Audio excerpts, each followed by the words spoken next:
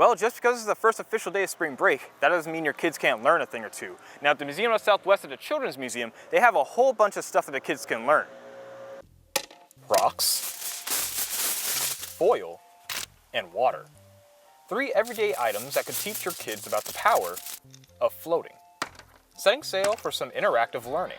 We all know that boats float, but something that's so big has to have something special about it for it to be able to float. Turns out that if we spread the weight out of a boat over a big area, it can float on water. So today we use tinfoil to give the kids a chance to build their own boat, test it in the water, and then weigh it down with some rocks to see if it'll float and for how long. Then if their boat sank, they'd pick it up, dry it off, redesign, rebuild, and come back and try it again. And that whole process is what we call the engineering process. And spring break doesn't have to be a break for learning for these potential engineers. That's why the Museum of the Southwest Children's Museum said all aboard to some vacation education. So we are hosting STEM classes and art classes all week. Today we did one on boats. And it was all hands on deck for some trial and error.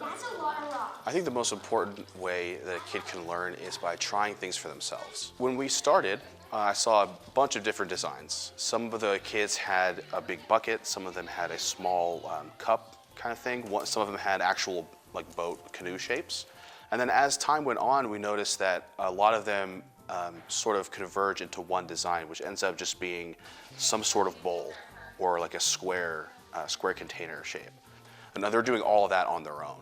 All we're doing is facilitating the journey for them. And this is only the beginning of the journey, as the museum is hosting all sorts of different classes this week, showing that your kids can still acquire some knowledge, even if they're non-school grounds. And even if the grounds are just above sea level. Now, this class didn't float your boat. There's a whole bunch of other classes the Museum of the Southwest are having. That'd be STEM classes, a planetarium. If you want to learn more, visit the Museum of the Southwest website. In Midland, I'm Marcus Risen, News West 9.